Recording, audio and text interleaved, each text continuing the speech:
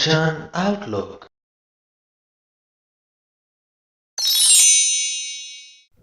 जिना सतगुर का आख्या सुखावै नाही, तिना मूँह भुलेरे फिरै दई गाले। जिन अंदर प्रीत नहीं हर केरी, से किचरक विरायन मनमुख बेताले। जिन्हां मनुੱਖਾਂ ਨੂੰ सतगुरु ਦੇ बचन चंगे नहीं लगते, जिन्हां सतगुर का आख्या सुखावै नाही, सतगुरु दीआं दित्तियां होईयां सिੱਖਿਆਵਾਂ चंगियां नहीं लगदियां, तिना मूँह भलेरे, भलेरे तो भाव भ्रिष्टे होए, उन्हां दे मूँह भ्रिष्टे होए हुंदे हन। फिरै दई गाले, दई तो भाव खसम वल्लों, गाले तो भाव फिटकारे होए, ਉਹ ਖਸਮ ਵੱਲੋਂ ਫਿਟਕਾਰੇ ਹੋਏ ਫਿਰਦੇ ਹਨ। ਜਿਨ ਅੰਦਰ ਪ੍ਰੀਤ ਨਹੀਂ ਹਰ ਕੇ, ਜਿਨ੍ਹਾਂ ਦੇ ਹਿਰਦੇ ਵਿੱਚ ਪ੍ਰਭੂ ਦਾ ਪਿਆਰ ਨਹੀਂ, ਸੇ ਕਿਚਰਕ ਵਿਰਾਇਨ, ਉਹਨਾਂ ਨੂੰ ਕਦੋਂ ਤੱਕ ਧੀਰਜ ਦਿੱਤੀ ਜਾ ਸਕਦੀ ਹੈ, ਕਦੋਂ ਕੁ ਤੱਕ ਉਹਨਾਂ ਨੂੰ ਵਰਾਇਆ ਜਾ ਸਕਦਾ ਹੈ।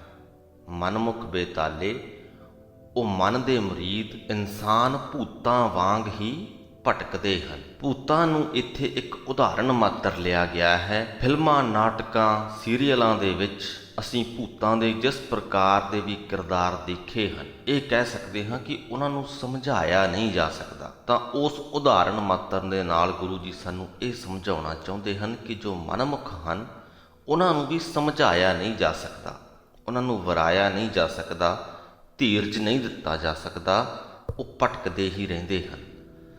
ਸਤਿਗੁਰ ਨੋ ਮਿਲੈ ਸੋ ਆਪਣਾ ਮਨ ਥਾਏ ਰੱਖੈ, ਉਹ ਆਪ ਵਰਤੈ ਆਪਣੀ ਵਥ ਨਾਲੇ। ਜਿਹੜਾ ਮਨੁੱਖ ਸਤਿਗੁਰੂ ਨੂੰ ਮਿਲ ਪੈਂਦਾ ਹੈ, ਉਹ ਇੱਕ ਤੇ ਆਪਣਾ ਮਨ ਥਾਵੇਂ ਰੱਖਦਾ ਹੈ, ਟਿਕਾਣੇ ਰੱਖਦਾ ਹੈ, ਉਹਨੂੰ ਵਿਕਾਰਾਂ ਵੱਲ ਭਟਕਣ ਨਹੀਂ ਦਿੰਦਾ। ਤੇ ਦੂਸਰਾ, ਉਹ ਆਪਣੀ ਵਸਤੂ ਨੂੰ ਆਪ ਹੀ ਵਰਤਦਾ ਹੈ। ਵਸਤੂ ਕੀ ਹੈ ਇੱਥੇ? ਇੱਥੇ ਵਸਤੂ ਹੈ ਮਨ। ਮਨ ਰੂਪ ਵਸਤੂ ਨੂੰ ਉਹ ਮਨੁੱਖ ਆਪ ਵਰਤਦਾ ਹੈ, ਭਾਵ ਕਿ ਆਪਣੀ ਸੂਝ-ਬੂਝ ਦੇ ਨਾਲ ਵਰਤਦਾ ਹੈ, ਕਿਸੇ ਦੇ ਪਿੱਛੇ ਨਹੀਂ ਲੱਗਦਾ, ਕਿਉਂਕਿ ਉਹ ਸਤਿਗੁਰੂ ਨੂੰ ਮਿਲ ਚੁੱਕਿਆ ਹੈ। ਉਹਨੇ ਇਸ ਮਨ ਰੂਪ ਵਸਤੂ ਨੂੰ ਇੱਕ ਥਾਂ ਟਿਕਾ ਲਿਆ ਹੈ। ਸੂਝ-ਬੂਝ ਨਾਲ ਵਰਤਣ ਤੋਂ ਭਾਵ ਕਿ ਜੇਕਰ ਅਸੀਂ ਜਿਨ੍ਹਾਂ ਨੂੰ 5 ਵਿਕਾਰ ਕਹਿੰਦੇ ਹਾਂ ਉਹ ਲੈ ਲਈਏ, ਕਾਮ, ਕ੍ਰੋਧ, ਲੋਭ, ਮੋਹ, ਹੰਕਾਰ, ਜਿਨ੍ਹਾਂ ਤੋਂ ਕਹਿ ਸਕਦੇ ਹਾਂ ਕਿ ਸਾਡੇ ਮਨ ਦੀਆਂ ਬਹੁਤ ਸਾਰੀਆਂ ਸਮੱਸਿਆਵਾਂ ਦੀ ਸ਼ੁਰੂਆਤ ਹੋ ਜਾਂਦੀ ਹੈ, ਉਹਨਾਂ ਵਿਕਾਰਾਂ ਨੂੰ ਉਹ ਮਨੁੱਖ ਆਪ ਵਰਤਦਾ ਹੈ, ਸੂਝ-ਬੂਝ ਨਾਲ ਵਰਤਦਾ ਹੈ ਜਿੱਥੇ ਉਹਨਾਂ ਦੀ ਲੋੜ ਹੈ। ਕਿਉਂਕਿ ਜੇਕਰ ਉਹ ਅਹਿਸਾਸ ਸਾਡੇ ਵਿੱਚ ਹਨ ਤਾਂ ਉਹਨਾਂ ਦੀ ਸਾਨੂੰ ਜ਼ਰੂਰਤ ਹੈ, ਤਾਂ ਜਿੱਥੇ ਜ਼ਰੂਰਤ ਹੈ ਉੱਥੇ ਹੀ ਉਹ ਇਨਸਾਨ ਵਰਤਦਾ ਹੈ। ਆਪਣੀ ਪੀੜ੍ਹੀ ਨੂੰ ਅੱਗੇ ਵਧਾਉਣ ਦੇ ਲਈ ਕਾਮ ਦੀ ਜ਼ਰੂਰਤ ਹੈ, ਉਹ ਕਾਮ ਨੂੰ ਉੱਥੇ ਹੀ ਵਰਤਦਾ ਹੈ, ਅੱਗੇ ਪਿੱਛੇ ਕਾਮ ਉਹਨੂੰ ਤੰਗ ਨਹੀਂ ਕਰਦਾ। ਆਪਣੇ ਪਰਿਵਾਰ ਦੀ ਰੱਖਿਆ ਕਰਨ ਦੇ ਲਈ ਕ੍ਰੋਧ ਵੀ ਜ਼ਰੂਰੀ ਹੈ। ਜੇਕਰ ਤੁਹਾਡੇ ਪਰਿਵਾਰ 'ਤੇ ਕੋਈ ਕਿਸੇ ਵੀ ਪ੍ਰਕਾਰ ਦਾ ਹਮਲਾ ਕਰ ਦੇਵੇ, ਜੇ ਤੁਹਾਡੇ ਵਿੱਚ ਕ੍ਰੋਧ ਨਾ ਹੋਵੇ, ਤੁਸੀਂ ਉਸ ਹਮਲੇ ਨੂੰ ਰੋਕ ਨਹੀਂ ਪਾਓਗੇ, ਉਹਦਾ ਮੁਕਾਬਲਾ ਨਹੀਂ ਕਰ ਪਾਓਗੇ। ਸੋ ਕ੍ਰੋਧ ਵੀ ਜ਼ਰੂਰੀ ਹੈ। ਉਹ ਸੂਝ-ਬੂਝ ਭਰਿਆ ਇਨਸਾਨ ਕ੍ਰੋਧ ਨੂੰ ਸਿਰਫ ਉੱਥੇ ਵਰਤਦਾ ਹੈ ਜਿੱਥੇ ਜ਼ਰੂਰਤ ਹੈ, ਗੱਲ-ਗੱਲ 'ਤੇ ਕ੍ਰੋਧਿਤ ਨਹੀਂ ਹੋ ਜਾਂਦਾ। ਆਪਣੇ ਪਰਿਵਾਰ ਦੇ ਨਾਲ ਪਿਆਰ ਪਾਉਣ ਦੇ ਲਈ, ਉਹਨਾਂ ਦੇ ਨਾਲ ਪਿਆਰ ਸਹਿਤ ਵਿਚਰਨ ਦੇ ਲਈ ਮੋਹ ਵੀ ਜ਼ਰੂਰੀ ਹੈ। ਮੋਹ ਨੂੰ ਉੱਥੇ ਵਰਤਦਾ ਹੈ ਜੇਕਰ ਪਰਿਵਾਰ ਦੇ ਮੈਂਬਰਾਂ ਦੇ ਵਿੱਚੋਂ ਕੋਈ ਖੁੱਸ ਜਾਵੇ, ਉੱਥੇ ਸੂਝ-ਬੂਝ ਵਾਲਾ ਇਨਸਾਨ ਮੋਹ ਨੂੰ ਆਪਣੇ ਆਪ ਨੂੰ ਤੰਗ ਨਹੀਂ ਕਰਨ ਦਿੰਦਾ। ਬਾਕੀ 5 ਵਿਕਾਰਾਂ ਦੀ ਲੜੀ ਅਸੀਂ ਸ਼ੁਰੂ ਕੀਤੀ ਸੀ। 5 ਵਿਕਾਰਾਂ 'ਤੇ ਬੜੇ ਵਿਸਥਾਰਪੂਰਵਕ ਗੱਲ ਕੀਤੀ ਗਈ ਹੈ। ਉਹਨਾਂ ਵੀਡੀਓਜ਼ ਦਾ ਲਿੰਕ ਨੀਚੇ ਡਿਸਕ੍ਰਿਪਸ਼ਨ ਬਾਕਸ ਦੇ ਵਿੱਚ ਪਿਆ ਹੈ, ਤੁਸੀਂ ਵੇਖ ਸਕਦੇ ਹੋ। ਅੱਗੇ ਚੱਲਦੇ ਹਾਂ। ਜਨ ਨਾਨਕ ਇਕ ਨਾ ਗੁਰ ਮੇਲ ਸੁਖ ਦੇਵੈ, ਇੱਕ ਆਪੇ ਵੱਖ ਕੱਢੈ ਠਗਵਾਲੀ। ਪਰ ਹੇ ਨਾਨਕ, ਜੀਵਾਂ ਦੇ ਹੱਥ ਵੱਸ ਕੁਝ ਵੀ ਨਹੀਂ, ਇਕਨਾਂ ਨੂੰ ਆਪ ਹਰੀ ਸਤਿਗੁਰ ਮਿਲਾਉਂਦਾ ਹੈ। ਪਰਮਾਤਮਾ ਆਪ ਸਤਿਗੁਰੂ ਦਾ ਮਿਲਾਪ ਕਰਵਾਉਂਦਾ ਹੈ ਤੇ ਇਕਨਾਂ ਨੂੰ ਆਪ ਹੀ ਵੱਖ ਕਰ ਦਿੰਦਾ ਹੈ, ਠੱਗੀਆਂ ਠੋਰੀਆਂ ਕਰਨ ਲਾ ਦਿੰਦਾ ਹੈ। ਮਹਿਲਾ ਚੌਥਾ। ਜਿਨ੍ਹਾਂ ਅੰਦਰ ਨਾਮ ਨਿਧਾਨ ਹਰ, ਤਿਨਕੇ ਕਾਜ ਦਈ ਆਂਦੇ ਰਾਸ। ਜਿਨ੍ਹਾਂ ਦੇ ਹਿਰਦੇ ਵਿੱਚ ਪ੍ਰਭੂ ਦਾ ਨਾਮ ਖਜ਼ਾਨਾ ਹੈ, ਖਸਮ ਪ੍ਰਭੂ ਨੇ ਉਹਨਾਂ ਦੇ ਕੰਮ ਆਪ ਸਿਰੇ ਚਾੜੇ ਹਨ। ਤਿਨ ਚੁੱਕੀ ਮੁਹਤਾਜੀ ਲੋਕਨ ਕੀ, ਹਰ ਪ੍ਰਭ ਅੰਗ ਕਰ ਬੈਠਾ ਪਾਸ। ਉਹਨਾਂ ਨੂੰ ਲੋਕਾਂ ਦੀ ਮੁਥਾਜੀ ਕਰਨ ਦੀ ਲੋੜ ਨਹੀਂ ਰਹਿੰਦੀ। ਲੋਕਾਂ ਦੀ ਮੁਥਾਜੀ ਦੀ ਜ਼ਰੂਰਤ ਉਹਨਾਂ ਦੀ ਖਤਮ ਹੋ ਜਾਂਦੀ ਹੈ, ਕਿਉਂਕਿ ਪ੍ਰਭੂ ਆਪ ਉਹਨਾਂ ਦਾ ਪੱਖ ਕਰਕੇ ਉਹਨਾਂ ਦੇ ਅੰਗ ਸੰਗ ਹੈ। ਇਹ ਗੱਲ ਚੇਤੇ ਰੱਖਣੀ ਜ਼ਰੂਰੀ ਹੈ ਕਿ ਪ੍ਰਮਾਤਮਾ ਸਾਡੇ ਸਭਨਾਂ ਦੇ ਹੀ ਅੰਗ ਸੰਗ ਹੈ, ਪਰ ਇਸ ਗੱਲ ਦਾ ਅਹਿਸਾਸ ਉਹਨਾਂ ਜੀਵਾਂ ਨੂੰ ਹੀ ਹੋ ਪਾਉਂਦਾ ਹੈ ਜਿਨ੍ਹਾਂ ਤੇ ਪ੍ਰਮਾਤਮਾ ਮਿਹਰ ਕਰੇ, ਜਿਨ੍ਹਾਂ ਨੂੰ ਪ੍ਰਮਾਤਮਾ ਆਪ ਚੁਣੇ ਕਿ ਉਹ ਮੈਨੂੰ ਮਹਿਸੂਸ ਕਰਨ। ਤੇ ਇਹ ਚੁਣੇ ਹੋਏ ਪ੍ਰਮਾਤਮਾ ਦੇ ਜੋ ਦਾਸ ਹਨ, ਉਹਨਾਂ ਨੂੰ ਲੋਕਾਂ ਦੀ ਮੁਹਤਾਜੀ ਨਹੀਂ ਰਹਿੰਦੀ, ਕਿਉਂਕਿ ਪ੍ਰਮਾਤਮਾ ਉਹਨਾਂ ਦੇ ਨਾਲ ਆਪ ਬੈਠਾ ਹੁੰਦਾ ਹੈ। ਜਾਂ ਕਰਤਾ ਵੱਲ ਤਾਂ ਸਭ ਕੋ ਵੱਲ, ਸਭ ਦਰਸ਼ਨ ਦੇਖ ਕਰੈ ਸ਼ਾਬਾਸ਼। ਜਦੋਂ ਪ੍ਰਮਾਤਮਾ ਤੁਹਾਡੇ ਨਾਲ ਹੈ ਤਾਂ ਸਾਰੇ ਹੀ ਤੁਹਾਡੇ ਨਾਲ ਨੇ ਤੇ ਸਭ ਲੋਕ ਤੁਹਾਡਾ ਦਰਸ਼ਨ ਕਰਕੇ ਤੁਹਾਡੀ ਵਡਿਆਈ ਕਰਦੇ ਨੇ। ਪਰ ਇਹਦੇ ਲਈ ਤੁਹਾਡਾ ਪ੍ਰਮਾਤਮਾ ਦੇ ਦਾਸ ਹੋ ਜਾਣਾ ਬਹੁਤ ਜ਼ਰੂਰੀ ਹੈ। ਸ਼ਾਹ ਪਾਤਸ਼ਾਹ ਸਭ ਹਰ ਕਾ ਕੀਆ, ਸਭ ਜਨ ਕੋ ਆਏ ਕਰੈ ਰਹਿ ਰਾਸ। ਸ਼ਾਹ ਪਾਤਸ਼ਾਹ ਵੀ ਸਭ ਪ੍ਰਮਾਤਮਾ ਦੇ ਹੀ ਬਣਾਏ ਹੋਏ ਨੇ, ਇਸ ਕਰਕੇ ਉਹ ਵੀ ਜੋ ਪ੍ਰਮਾਤਮਾ ਦੇ ਦਾਸ ਹਨ, ਉਹਨਾਂ ਦੇ ਪਾਸ ਆ ਕੇ ਉਹਨਾਂ ਦੇ ਅੱਗੇ ਅਰਦਾਸ ਬੇਨਤੀ ਕਰਦੇ ਹਨ। ਰਹਿਰਾਸ ਤੋਂ ਭਾਵ ਅਰਦਾਸ। ਸੋ ਜਿਨ੍ਹਾਂ ਦੇ ਹਿਰਦੇ ਵਿੱਚ ਪ੍ਰਮਾਤਮਾ ਦਾ ਨਾਮ ਖਜ਼ਾਨਾ ਹੈ, ਉਹਨਾਂ ਨੂੰ ਲੋਕਾਂ ਦੀ ਮੁਥਾਜੀ ਨਹੀਂ ਰਹਿ ਜਾਂਦੀ। ਪ੍ਰਮਾਤਮਾ ਉਹਨਾਂ ਦੇ ਨਾਲ ਆਪ ਬੈਠਾ ਹੁੰਦਾ ਹੈ, ਤੇ ਜਦੋਂ ਪ੍ਰਮਾਤਮਾ ਨਾਲ ਹੈ ਤੇ ਸਾਰੀ ਲੁਕਾਈ ਹੀ ਨਾਲ ਆ ਜਾਂਦੀ ਹੈ। ਸ਼ਾਹ ਪਾਤਸ਼ਾਹ ਵੀ ਆ ਕੇ ਸਿਰ ਨਿਭਾਉਂਦੇ ਹਨ, ਕਿਉਂਕਿ ਸ਼ਾਹ ਪਾਤਸ਼ਾਹ ਵੀ ਪ੍ਰਮਾਤਮਾ ਦੇ ਹੀ ਬਣਾਏ ਹੋਏ ਹਨ। ਗੁਰਪੂਰੇ ਕੀ ਵੱਡੀ ਵਡਿਆਈ, ਹਰ ਵੱਡਾ ਸੇਵ ਅਤੁੱਲ ਸੁਖ ਪਾਇਆ। ਪੂਰੇ ਸਤਿਗੁਰੂ ਦੀ ਇਹੀ ਵੱਡੀ ਵਡਿਆਈ ਹੈ ਕਿ ਉਹਦੇ ਦਾਸ ਦਾ ਸ਼ਾਹਾਂ ਪਾਤਸ਼ਾਹਾਂ ਸਮੇਤ ਸਾਰੇ ਲੋਕ ਆਦਰ ਕਰਦੇ ਹਨ। ਤੇ ਜੋ ਪੂਰਨ ਸਤਿਗੁਰੂ ਹੈ, ਉਹ ਆਪਣੇ ਤੋਂ ਵੀ ਵੱਡੇ ਹਰੀ ਦੀ ਸੇਵਾ ਕਰਕੇ ਅਤੁੱਲ ਸੁਖ ਪ੍ਰਾਪਤ ਕਰਦਾ ਹੈ। ਗੁਰਪੂਰੈ ਦਾਨ ਦੀਆ ਹਰ ਨਿਹਚਲ, ਨਿਤ ਬਖਸ਼ੇ ਚੜ੍ਹਾ ਸਵਾਇਆ। ਪੂਰੇ ਸਤਿਗੁਰੂ ਦੇ ਰਾਹੀਂ ਪ੍ਰਭੂ ਨੇ ਆਪਣੇ ਨਾਮ ਦਾ ਦਾਨ ਸੇਵਕਾਂ ਨੂੰ ਬਖਸ਼ਿਆ ਹੈ।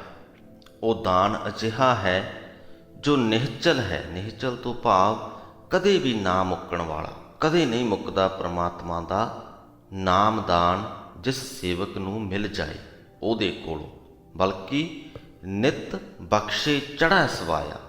ਪ੍ਰਭੂ ਸਦਾ ਬਖਸ਼ਿਸ਼ ਕਰਦਾ ਰਹਿੰਦਾ ਹੈ, ਨਿਤ ਹਰ ਰੋਜ਼ ਬਖਸ਼ਿਸ਼ ਕਰੀ ਜਾਂਦਾ ਹੈ, ਤੇ ਉਹ ਜੋ ਨਾਮਦਾਨ ਹੈ ਉਹ ਦਿਨੋਂ ਦਿਨ ਵੱਧਦਾ ਰਹਿੰਦਾ ਹੈ। ਕੋਈ ਨਿੰਦਕ ਵਡਿਆਈ ਦੇਖ ਨਾ ਸਕੈ, ਸੋ ਕਰਤਾ ਆਪ ਪਚਾਇਆ।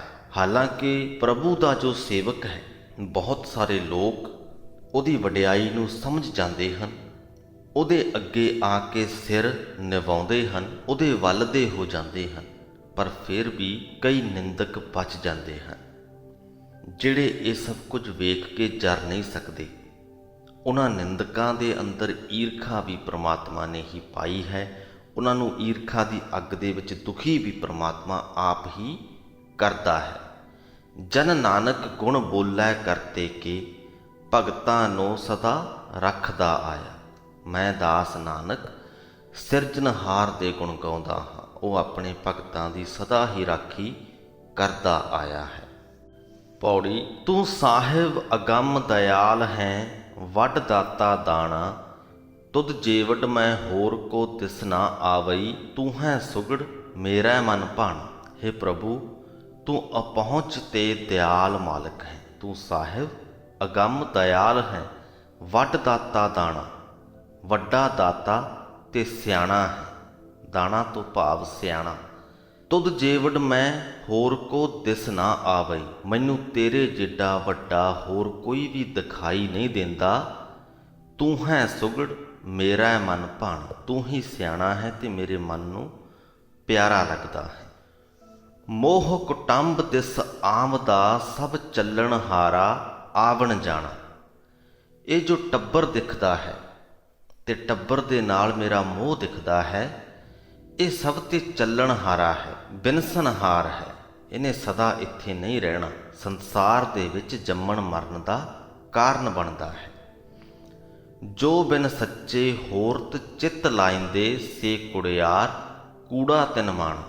ਇਸ ਕਰਕੇ ਸੱਚੇ ਹਰੀ ਤੋਂ ਬਿਨਾਂ ਜੋ ਮਨੁੱਖ ਕਿਸੇ ਹੋਰ ਨਾਲ ਮਨ ਜੋੜਦੇ ਹਨ, ਉਹ ਕੂੜ ਦੇ ਵਪਾਰੀ ਹਨ, ਤੇ ਇਸ ਕੂੜ ਤੇ ਉਹਨਾਂ ਦਾ ਮਾਣ ਵੀ ਝੂਠਾ ਹੈ। ਨਾਨਕ ਸੱਚ ਧਿਆਏ ਤੂੰ ਬਿਨ ਸੱਚੇ, ਪਚ ਪਚ ਮੋਏ ਅਜਾਣ। ਇਸ ਕਰਕੇ ਹੇ ਨਾਨਕ, ਤੂੰ ਸੱਚੇ ਪ੍ਰਭੂ ਦਾ ਸਿਮਰਨ ਕਰ, ਕਿਉਂਕਿ ਸੱਚੇ ਤੋਂ ਵਾਂਝੇ ਹੋਏ ਮੂਰਖ ਜੀਵ ਦੁਖੀ ਹੋ ਕੇ ਆਤਮਕ ਮੌਤ ਸਹੇੜੀ ਰੱਖਦੇ ਹਨ। ਸ਼ਲੋਕ ਮਹਿਲਾ ਚੌਥਾ। ਅੱਗੋਂ ਦੇ ਸਤ ਭਾਉ ਨਾ ਦਿਚੈ, ਪਿੱਛੋਂ ਦੇ ਆਖਿਆ ਕੰਮ ਨਾ ਆਵੈ। ਮਨ ਦਾ ਮੁਰੀਦ ਮਨੁੱਖ ਪਹਿਲਾਂ ਤਾਂ ਗੁਰੂ ਦੇ ਵਚਨਾਂ ਨੂੰ ਆਦਰ ਨਹੀਂ ਦਿੰਦਾ, ਪਿੱਛੋਂ ਉਸ ਦੇ ਆਖਣ ਦਾ ਕੋਈ ਲਾਭ ਨਹੀਂ ਹੁੰਦਾ। ਗੁਰੂ ਸਾਹਿਬ ਸਾਨੂੰ ਸਿਖਾਉਂਦੇ ਹਨ ਪ੍ਰਮਾਤਮਾ ਦੀ ਰਜ਼ਾ ਦੇ ਵਿੱਚ ਰਹਿਣਾ, ਸਦਾ ਉਸ ਪ੍ਰਮਾਤਮਾ ਨੂੰ ਚੇਤੇ ਦੇ ਵਿੱਚ ਰੱਖਣਾ, ਆਪਣੀ ਹਉਮੈ ਨੂੰ ਮਾਰ ਕੇ ਰੱਖਣਾ, ਆਪਣੇ ਆਪ ਨੂੰ ਉਸ ਪ੍ਰਮਾਤਮਾ ਦੇ ਅਧੀਨ ਸਮਝਣਾ। ਪਰ ਜੋ ਮਨਮੁਖ ਹੈ ਉਹ ਇਹਨਾਂ ਸਿੱਖਿਆਵਾਂ ਨੂੰ ਸੁਣਦਾ ਨਹੀਂ, ਸਮਝਦਾ ਨਹੀਂ। ਉਹਦੀ ਹਉਮੈ ਬਹੁਤ ਜ਼ਿਆਦਾ ਪ੍ਰਬਲ ਹੁੰਦੀ ਹੈ। ਉਹਨੂੰ ਲੱਗਦਾ ਹੈ ਕਿ ਮੈਂ ਹੀ ਮੈਂ ਹਾਂ। ਤੁਸੀਂ ਜੋ ਪ੍ਰਮਾਤਮਾ ਦੀ ਗੱਲ ਕਰ ਰਹੇ ਹੋ, ਤੁਸੀਂ ਤੇ ਬੇਵਕੂਫ ਹੋ। ਜੇ ਉਹ ਕੁਝ ਹਾਸਲ ਕਰ ਲੈਂਦਾ ਹੈ ਜੀਵਨ ਦੇ ਵਿੱਚ, ਕੋਈ ਉਹਨੂੰ ਕਹੇ ਕਿ ਪ੍ਰਮਾਤਮਾ ਨੇ ਤੁਹਾਡੇ ਤੇ ਮਿਹਰ ਕੀਤੀ ਹੈ, ਤੇ ਅੱਗੋਂ ਕਹੇਗਾ ਮੈਂ ਮਿਹਨਤ ਕੀਤੀ ਹੈ ਤਾਂ ਇਹ ਸਭ ਕੁਝ ਹਾਸਲ ਕੀਤਾ ਹੈ। ਜਦ ਤੱਕ ਸਭ ਕੁਝ ਸਹੀ ਜਾ ਰਿਹਾ ਹੈ, ਗੁਰੂ ਦੇ ਬਚਨਾਂ ਨੂੰ ਉਹ ਮਨੁੱਖ ਆਦਰ ਨਹੀਂ ਦਿੰਦਾ, ਨਹੀਂ ਸਮਝਦਾ। ਤੇ ਜਦ ਪਾਸਾ ਪਲਟ ਜਾਏ, ਨੁਕਸਾਨ ਹੋਣ ਲੱਗ ਜਾਏ, ਸਭ ਕੁਝ ਜੋ ਬਣਿਆ ਬਣਾਇਆ ਸੀ ਢਹਿ ਢੇਰੀ ਹੋਣ ਲੱਗ ਜਾਏ, ਉਦੋਂ ਸੋਚਣ ਲਈ ਮਜਬੂਰ ਹੋ ਜਾਂਦਾ ਹੈ ਕਿ ਗੁਰੂ ਜੀ ਸਹੀ ਕਹਿੰਦੇ ਸਨ। ਪਰ ਉਦੋਂ ਕੋਈ ਲਾਭ ਨਹੀਂ ਹੁੰਦਾ, ਕਿਉਂਕਿ ਮਨ ਦੇ ਜੋ ਦੁੱਖ ਸਨ ਉਹ ਤੇ ਹੰਢਾ ਲਏ ਹਨ। ਸੋ ਅੱਗੋਂ ਦੇ ਸਤ ਭਾਉ ਨਾ ਦਿਚੈ, ਪਿੱਛੋਂ ਦੇ ਆਖਿਆ ਕੰਮ ਨਾ ਆਵੈ। ਅੱਧ ਵਿੱਚ ਫਿਰੈ ਮਨ ਮੁਖ ਵਿਚਾਰਾ, ਗੱਲੀ ਕਿਉਂ ਸੁਖ ਪਾਵੈ। ਉਹ ਅਭਾਗਾ ਦੁਚਿੱਤੇਪਨ ਵਿੱਚ ਹੀ ਭਟਕਦਾ ਹੈ। ਜਦੋਂ ਨੁਕਸਾਨ ਹੋ ਵੀ ਜਾਏ, ਉਦੋਂ ਉਹਦਾ ਮਨ ਕਰਦਾ ਵੀ ਹੈ ਕਿ ਪਰਮਾਤਮਾ ਨੂੰ ਮੰਨ ਲਏ। ਪਰ ਜੋ ਇੰਨੇ ਸਮੇਂ ਤੋਂ ਆਪਣੀ ਹਉਮੈ ਦੀ ਪ੍ਰਬਲਤਾ ਦੇ ਅੰਦਰ, ਪ੍ਰਬਲਤਾ ਦੇ ਕਾਰਨ ਆਪਣੇ ਆਪ ਨੂੰ ਵੱਡਾ ਸਮਝਦਾ ਰਿਹਾ ਸੀ, ਉਹ ਪੱਖ ਵੀ ਇੰਨੀ ਛੇਤੀ ਢਹਿ ਢੇਰੀ ਨਹੀਂ ਹੁੰਦਾ। ਸੋ ਦੁਚਿੱਤੀ ਦੇ ਵਿੱਚ ਪੈ ਜਾਂਦਾ ਹੈ, ਭਟਕਣਾ ਦੇ ਵਿੱਚ ਪੈ ਜਾਂਦਾ ਹੈ ਕਿ ਇਹ ਸਭ ਕੁਝ ਮੈਂ ਬਣਾਇਆ ਸੀ, ਮੇਰੀ ਗਲਤੀ ਨਾਲ ਨਸ਼ਟ ਹੋਇਆ ਹੈ, ਜਾਂ ਪ੍ਰਮਾਤਮਾ ਨੇ ਮੇਰੇ ਲਈ ਇਹ ਸਭ ਕੁਝ ਨਿਰਧਾਰਤ ਕੀਤਾ ਸੀ ਜਦੋਂ ਉਹਦਾ ਦਿਲ ਕੀਤਾ ਤੇ ਬਖਸ਼ ਦਿੱਤਾ, ਜਦੋਂ ਦਿਲ ਕੀਤਾ ਤੇ ਮੇਰੇ ਤੋਂ ਖੋਹ ਲਿਆ। ਇਹ ਦੁਚਿੱਤੀ ਦੇ ਵਿੱਚ ਪੈ ਜਾਂਦਾ ਹੈ। ਉਸ ਵਕਤ ਉਹ ਪ੍ਰਮਾਤਮਾ ਨੂੰ ਮੰਨਣਾ ਵੀ ਚਾਹੇ ਤੇ ਜ਼ਿਆਦਾ ਸੁੱਖ ਹਾਸਲ ਨਹੀਂ ਕਰ ਸਕਦਾ, ਕਿਉਂਕਿ ਜੇ ਸ਼ਰਧਾ ਪਿਆਰ ਦਿਲ ਵਿੱਚ ਨਾ ਹੋਵੇ ਤਾਂ ਨਿਰੀਆਂ ਗੱਲਾਂ ਦੇ ਨਾਲ ਸੁੱਖ ਪ੍ਰਾਪਤ ਨਹੀਂ ਹੁੰਦਾ। ਗੱਲੀ ਕਿਉਂ ਸੁਖ ਪਾਵੈ, ਜਿਸ ਅੰਦਰ ਪ੍ਰੀਤ ਨਹੀਂ ਸਤਿਗੁਰ ਕੀ, ਸੋ ਕੂੜੀ ਆਵੈ ਕੂੜੀ ਜਾਵੈ। ਜਿਸ ਦੇ ਹਿਰਦੇ ਵਿੱਚ ਸਤਿਗੁਰੂ ਦਾ ਪਿਆਰ ਨਹੀਂ, ਉਹ ਝੂਠਾ ਮੁੱਠਾ ਸਤਿਗੁਰੂ ਦੇ ਦਰ ਤੇ ਆਉਂਦਾ ਹੈ, ਝੂਠਾ ਮੁੱਠਾ ਹੀ ਚਲਾ ਜਾਂਦਾ ਹੈ। ਆਪਣੀ ਸ਼ਰਧਾ ਦੇ ਕਾਰਨ ਨਹੀਂ ਆਉਂਦਾ, ਸਿਰਫ ਲੋਕਾਚਾਰੀ ਦੇ ਲਈ ਹੀ ਗੁਰੂ ਦੇ ਦਰ ਤੇ ਆਉਂਦਾ ਹੈ। ਜੇ ਕਿਰਪਾ ਕਰੇ ਮੇਰਾ ਹਰ ਪ੍ਰਭ ਕਰਤਾ, ਤਾਂ ਸਤਿਗੁਰ ਪਾਰ ਬ੍ਰਹਮ ਨਦਰੀ ਆਵੈ।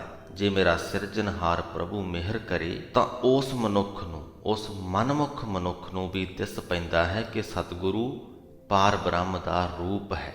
ਤਾਂ ਅਪਿਓ ਪੀਵੈ ਸ਼ਬਦ ਗੁਰ ਕੇਰਾ, ਸਭ ਕਾੜਾ ਅੰਦੇਸ਼ਾ ਭਰਮ ਚੁਕਾਵੈ। ਤਾਂ ਉਹ ਮਨੁੱਖ ਸਤਿਗੁਰੂ ਦਾ ਸ਼ਬਦ ਰੂਪ ਅੰਮ੍ਰਿਤ ਪੀਂਦਾ ਹੈ ਤੇ ਆਪਣੇ ਸਾਰੇ ਝੋਰੇ ਚਿੰਤਾਵਾਂ ਭਟਕਣਾ ਮੁਕਾ ਲੈਂਦਾ ਹੈ। ਸਦਾ ਆਨੰਦ ਰਹਿ ਦਿਨ ਰਾਤੀ, ਜਨ ਨਾਨਕ ਅਨਦਿਨ ਹਰ ਗੁਣ ਗਾਵੈ। ਹੇ ਨਾਨਕ, ਜੋ ਮਨੁੱਖ ਹਰ ਰੋਜ਼ ਪ੍ਰਭੂ ਦੇ ਗੁਣ ਗਾਉਂਦਾ ਹੈ, ਉਹ ਦਿਨ ਰਾਤ ਸੁੱਖ ਵਿੱਚ ਰਹਿੰਦਾ ਹੈ, ਸਦਾ ਹੀ ਸੁੱਖ ਮਾਣਦਾ ਹੈ।